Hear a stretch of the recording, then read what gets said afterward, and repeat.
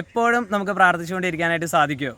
പിന്നെ എന്തുകൊണ്ടാണ് വചനം പറയുന്നത്? എഫേസ്യർ 6:18 ഇങ്ങനെയാണ് വചനം പറയുന്നത്: നിങ്ങൾ അപേക്ഷകളോടും യാചനകളോടും കൂടി എല്ലാ സമയവും ആത്മാവിൽ പ്രാർത്ഥനാ നിരതരായിരിക്കുവിൻ. തുടർന്ന് പറയാണ്, അവിശ്രാന്തം ഉണർന്നിരുന്ന് എല്ലാ വിശുദ്ധർക്കും വേണ്ടി പ്രാർത്ഥിക്കുവിൻ. അതായത് നമുക്ക് വേണ്ടി തന്നെ പ്രാർത്ഥിക്കണം, അതോടൊപ്പം ലോകം മുഴുവനിലുള്ള എല്ലാവർക്കും വേണ്ടി ഉണർന്നിരുന്ന് പ്രാർത്ഥിച്ചുകൊണ്ടിരിക്കണം എപ്പോഴും എന്ന് പറയാണ്. ഇപ്പോൾ 1 തെസ്സലോനിക്ക 5:17 ഇടപെടാതെ പ്രാർത്ഥിക്കുവിനെന്നാണ്. അപ്പോൾ അങ്ങനെ ഒരുപാട് വചനങ്ങളുണ്ട് പ്രാർത്ഥനയെ പറ്റി പറയുന്നത്.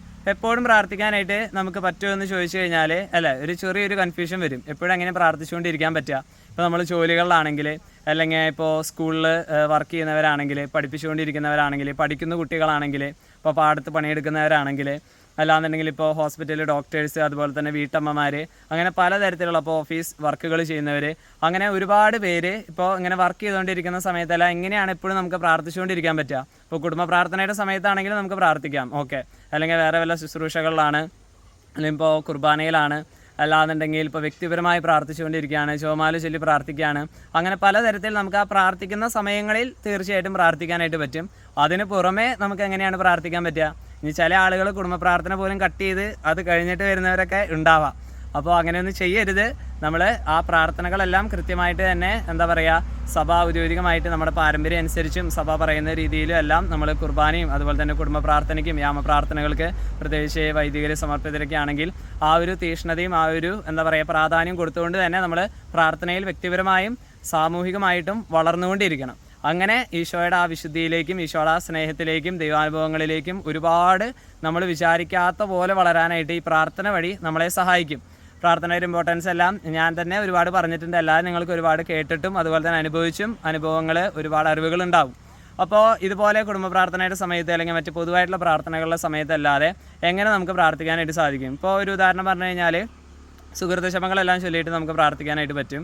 അല്ലെങ്കിൽ വചനങ്ങൾ, ഇപ്പോൾ വചനഭാഗങ്ങൾ, ഇപ്പോൾ സങ്കീർത്തനം 91, ജ്ഞാനം 9 അധ്യായം എല്ലാം ഒരുപാട് പേർക്ക് കാണാപ്പാടാണ്. മറിയത്തിൻ്റെ സ്തോത്രഗീതം പലർക്കും കാണാപ്പാടാണ്. പിന്നെ ചില സങ്കീർത്തനങ്ങൾ കാണാതെ പഠിക്കുന്നവരുണ്ട്. അപ്പോൾ അങ്ങനെയൊക്കെ വരുമ്പോൾ ഇപ്പോൾ നമ്മൾ വർക്ക് ചെയ്യുമ്പോഴാണെങ്കിലും നമുക്ക് അങ്ങനെ ചൊല്ലി പ്രാർത്ഥിക്കാനായിട്ട് സാധിക്കും. അല്ലാന്നുണ്ടെങ്കിൽ ഇപ്പോൾ ചില പ്രാർത്ഥനകൾ കാണാതെ പഠിച്ച്, ഇപ്പോൾ നൊവേനകൾ ഞാൻ ചിലരെ ശ്രദ്ധിച്ചിട്ടുണ്ട്. നൊവേന കാണാതെ പഠിച്ചിട്ട് ഇപ്പോൾ ഇത്ര ദിവസം, അതായത് ഇപ്പോൾ ഒരു കാർഡിലേക്ക് ആയിട്ടായിരിക്കാം നൊവേന ഉണ്ടാവുക. ഇപ്പോൾ ഫിയാത്ത് മിഷൻ്റെയൊക്കെ ചില നൊവേനകളൊക്കെ ഉണ്ട്. അപ്പോൾ അങ്ങനെ പലതരത്തിൽ ഇപ്പോൾ ചില നൊവേനകളൊക്കെ കിട്ടണത് ചില പ്രത്യേക ഇൻറ്റൻഷൻസ് വെച്ച് ഇപ്പോൾ ബസ്സിൽ പോകുമ്പോൾ അല്ലെങ്കിൽ വഴി കൂടെ നടന്നു പോകുമ്പോഴൊക്കെ പ്രാർത്ഥിച്ച് പോകുന്നവരെ ഞാൻ ശ്രദ്ധിച്ചിട്ടുണ്ട്, അറിയാവുന്നവരെ. അത് നൊവേനയാണെന്ന് എങ്ങനെ മനസ്സിലായെന്ന് ചോദിച്ചു കഴിഞ്ഞാൽ അറിയാവുന്നതുകൊണ്ടാണ്, അവരറിയാവുന്നതുകൊണ്ടാണെന്ന് മനസ്സിലാവുന്നത്.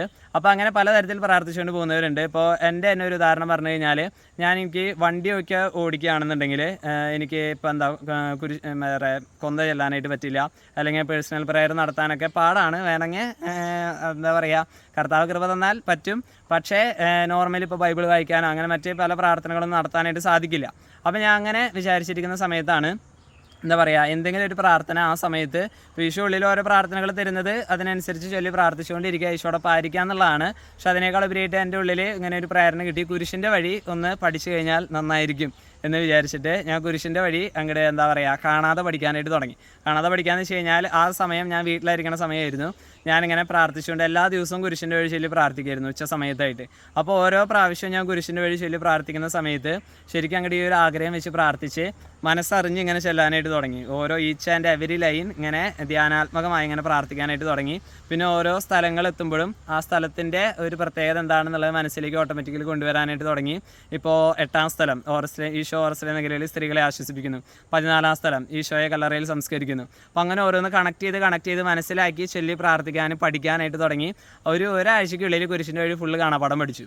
മാത്രമല്ല അതെനിക്ക് വേറെ ഒന്നും ചെയ്യാൻ പറ്റാത്ത അവസ്ഥയിലാണെങ്കിൽ, വേറെ ഒരു പ്രാർത്ഥന നടത്താൻ പറ്റാത്ത അവസ്ഥയിലാണെങ്കിൽ ഞാൻ ഇൻറ്റൻഷൻ വെച്ച് കുരിശിൻ്റെ വഴി ചൊല്ലി പ്രാർത്ഥിച്ചുകൊണ്ടിരിക്കും. അപ്പോൾ അങ്ങനെ പലതരത്തിൽ പ്രാർത്ഥിക്കാം. പ്രത്യേകിച്ച് ഇനിയൊരു കാര്യം കൂടി പറയാനുള്ളത്, ഇപ്പോൾ പലരും ചോദിക്കാറുണ്ട്, ഇതുപോലെ ടൈറ്റ് ഷെഡ്യൂളുകളെല്ലാം വരുമ്പോൾ, ജോലികൾ വരുമ്പോൾ, ശുശ്രൂഷകൾ വരുമ്പോൾ ഒന്നും ചെയ്യാൻ പറ്റാത്ത പോലത്തെ അവസ്ഥയിൽ കൂടെ ഓടിക്കൊണ്ടിരിക്കുന്ന സമയത്ത് എങ്ങനെയാണ് അതെല്ലാം പ്രാർത്ഥിക്കണമെന്ന് ആഗ്രഹമുണ്ട്, പക്ഷെ പറ്റുന്നില്ല. അപ്പോൾ അങ്ങനെ വരുന്ന സന്ദർഭങ്ങളിൽ പ്രത്യേകിച്ച് ചെയ്യുക ആ ഒരു ശുശ്രൂഷ. ഇപ്പോൾ നിങ്ങൾ എന്ത് ജോലിയാണ് ചെയ്യുന്നത്, ഇപ്പോൾ ഒരു ദിവസം തുടങ്ങുമ്പോഴായിരിക്കാം ഇപ്പോൾ ഇന്ന കാര്യങ്ങളെല്ലാം ചെയ്ത് തീർക്കാനുണ്ട്, വേറൊന്നും പ്രത്യേകിച്ച് പ്രാർത്ഥിക്കാൻ പറ്റില്ല. അപ്പോൾ നിങ്ങളൊരു കാര്യം ചെയ്യേണ്ടത്, പിന്നെ ഞാൻ ചെയ്യാൻ പോകുന്ന ഈ കാര്യങ്ങളെല്ലാം ഇങ്ങനെ പ്രാർത്ഥിക്കുക: ഞാൻ ചെയ്യാൻ പോകുന്ന ഈ കാര്യങ്ങളെല്ലാം ഈശോയുടെ പീഡാസഹനത്തോടും കുരിശുമരണത്തോടും ചേർത്ത്, ഒന്നാമത്തെ സ്റ്റേജ് അതാണ്. ചെയ്യാൻ പോകുന്ന ഈ ശുശ്രൂഷകൾ അല്ലെങ്കിൽ ഈ കാര്യങ്ങൾ അല്ലെങ്കിൽ കിട്ടാൻ പോകുന്ന ഈ സഹനങ്ങൾ ഈശോയുടെ പീഡാസഹനത്തോടും കുരിശുമരണത്തോടും ചേർത്ത് നമ്മൾ ഒന്നല്ലെങ്കിൽ ആ ദിവസം കുർബാന കാണുന്നുണ്ടെങ്കിൽ ഇന്നത്തെ വിശുദ്ധ കുർബാനയോട് ചേർത്ത് ഈശോയ്ക്ക് കാഴ്ചവെക്കുന്നു എന്നുള്ളത് അങ്ങനെ സമർപ്പിക്കാം. അല്ലാന്നുണ്ടെങ്കിൽ എന്താ പറയുക, വേറെ ഏതെങ്കിലും ദിവസം നമ്മൾ കണ്ട കുർബാനയിലേക്ക് സമർപ്പിച്ച് വേണമെങ്കിൽ പ്രാർത്ഥിക്കാം. അല്ലെങ്കിൽ നാളെ അർപ്പിക്കാൻ പോകുന്ന, നാളെ നമ്മൾ വിശുദ്ധ കുർബാന കാണാൻ പോകുന്നുണ്ടെങ്കിൽ ആ ബലിയോട് ചേർത്ത് പ്രാർത്ഥിക്കാം. ഞായറാഴ്ചകളിൽ മാത്രമാണ് വിശുദ്ധ കുർബാന കാണുന്നതെന്നുണ്ടെങ്കിൽ അപ്കമിങ് മാസം ഏതാണെന്നുണ്ടെങ്കിൽ ആ വിശുദ്ധ കുർബാനയോട് ചേർത്ത് ഈശോയ്ക്ക് ആ നമ്മുടെ നിയോഗം എന്താണ്, ആ നിയോഗം വെച്ച് പ്രാർത്ഥിച്ചിട്ട് അത് അങ്ങോട്ട് ആ നിയോഗത്തിനായിട്ട് കാഴ്ചവെക്കാം. അല്ലാന്നുണ്ടെങ്കിൽ ഇങ്ങനെ ചെയ്യാം. അതായത് ഞാൻ ഈ ചെയ്യാൻ പോകുന്ന ജോലികൾ, ഈ വർക്കുകളെല്ലാം ഈശോയെ അങ്ങയുടെ പീഡാസഹനത്തോടും കുരിശുമരണത്തോടും കൂടി ചേർത്ത് ലോകത്തിൻ്റെ വിവിധ ഭാഗങ്ങളിൽ ഇപ്പോൾ നടന്നുകൊണ്ടിരിക്കുന്ന വിശുദ്ധ കുർബാനകളിൽ ഉയർത്തപ്പെടുന്ന കാസിയോടും പിലാസിയോടും ചേർത്ത് ഈ ഒരു കാര്യത്തിനായിട്ട് ഇപ്പോൾ നമ്മുടെ കൂടുതൽ വിശുദ്ധിക്ക് വേണ്ടി ആഗ്രഹിക്കുന്നവരാവാം, പ്രാർത്ഥിക്കാൻ വേണ്ടി ആഗ്രഹിക്കുന്നവരാവാം, അല്ലാന്നുണ്ടെങ്കിൽ ഇപ്പോൾ വല്ല രോഗസൗഖ്യം ഉണ്ടാവാൻ വേണ്ടിയിട്ട് അല്ലെങ്കിൽ മറ്റുള്ളവർ നമ്മളെടുത്ത് ചില പ്രാർത്ഥനാ സഹായങ്ങൾ ആവശ്യപ്പെട്ടിട്ടുണ്ടാവാം. ആ നിയോഗങ്ങൾക്കായിട്ട് ഈശോയെ ഈ സഹനങ്ങളെല്ലാം ഈശോയുടെ പീഡാസഹനത്തോടും കുരിശുമരണത്തോടും ചേർത്ത് ഒന്നാമത്തെ സ്റ്റേജ്, രണ്ടാമത്തെ സ്റ്റേജിൽ അവസാനിക്കും. അത് ആ കുർബാനയോട് ചേർത്ത്, വിശുദ്ധ കുർബാനയോട് ചേർത്ത് ഈശോയ്ക്ക് അല്ലെങ്കിൽ പരിശുദ്ധ ത്രിത്വത്തിന് ഞാൻ കാഴ്ചവെക്കുന്നു. അപ്പോൾ കൺഫ്യൂഷൻ ഇല്ലല്ലോ. ഇങ്ങനെയാണ് ഈ സഹനങ്ങൾ അല്ലെങ്കിൽ ഈ ജോലികളെല്ലാം ഈശോ ഇങ്ങനെ പീഡാസഹനത്തോടും കുരിശുമരണത്തോടും ചേർത്ത് ഞാൻ നാളെ അർപ്പിക്കാൻ പോകുന്ന അല്ലെങ്കിൽ നാളെ കാണാൻ പോകുന്ന അല്ലെങ്കിൽ ഞാൻ ഇനി ലോകത്തിൻ്റെ വിവിധ ഭാഗങ്ങളിൽ ഇപ്പോൾ അർപ്പിച്ചുകൊണ്ടിരിക്കുന്ന വിശുദ്ധ കുർബാനയോട് ചേർത്ത് ഈശോയ്ക്ക് കാഴ്ചവെക്കുന്നു എന്ന് പറഞ്ഞ് ആ എന്താണ് ഇൻറ്റൻഷൻ അത് വെച്ച് കാഴ്ചവെക്കുമ്പോൾ ഈശോയുടെ പ്രവർത്തിക്കും. നമ്മൾ പ്രാർത്ഥിക്കുന്നത് പോലെ തന്നെ ഈശോ അത് സ്വീകരിക്കുകയും ചെയ്യും. അത് വിചാരിച്ചിട്ട് നിങ്ങൾ ബാക്കി സമയം പ്രാർത്ഥിക്കാൻ കിട്ടിക്കഴിഞ്ഞാൽ പ്രാർത്ഥിക്കാതിരിക്കരുത്. ഇത് വേറെ ഒരു വഴിയും കൂടി നിങ്ങൾക്ക് പറഞ്ഞു തന്നതാണ്. അപ്പോൾ ബാക്കി സമയങ്ങളിൽ നമുക്ക് പ്രാർത്ഥിക്കാൻ നേരിട്ട് ഫുള്ളി പ്രാർത്ഥിച്ചുകൊണ്ട് തന്നെ ഇരിക്കാൻ പറ്റാത്ത സന്ദർഭങ്ങളിലാണെങ്കിലും നമുക്ക് കൂടുതൽ സമയം ഇതുപോലെ സുഹൃത്ത് ശമങ്ങൾ ചൊല്ലി പ്രാർത്ഥിക്കാം. അതുപോലെ തന്നെ ഉള്ളിൽ ഈശോയോട് ഇങ്ങനെ ഈശോയെ ഞാനെങ്ങനെ സ്നേഹിക്കുന്നു, എനിക്ക് പ്രാർത്ഥിക്കാൻ പറ്റുന്നില്ല കേട്ടോ, അറിയാലോ. അപ്പോൾ ആ ഒരു സ്നേഹത്തിൽ നിന്ന് വരുന്ന ഈശോ ഉള്ളിൽ തരുന്ന പരിശുദ്ധാത്മാവിൽ നിന്ന് വരുന്ന ആ പ്രാർത്ഥനകളെല്ലാം പ്രാർത്ഥിച്ചുകൊണ്ട് നമുക്ക് മുന്നോട്ട് പോകാം. അതോടൊപ്പം തന്നെ ഈ ഒരു കാര്യം, അതായത് ആ ജോലികൾ, ആ സഹനങ്ങൾ ഈശോയുടെ പീഡാസഹനത്തോടും കുരിശുമരണത്തോടും ചേർത്ത് വിശുദ്ധ കുർബാനയോട് ചേർത്ത് ഇന്നത്തെയോ നാളത്തെയോ അല്ലെങ്കിൽ വരാൻ പോകുന്ന ഏതെങ്കിലും വിശുദ്ധ കുർബാനയോട് ചേർത്ത് ഈശോയ്ക്ക് കാഴ്ചവെച്ചുകൊണ്ട് ആ നിയോഗത്തിനായിട്ട് സമർപ്പിക്കാം.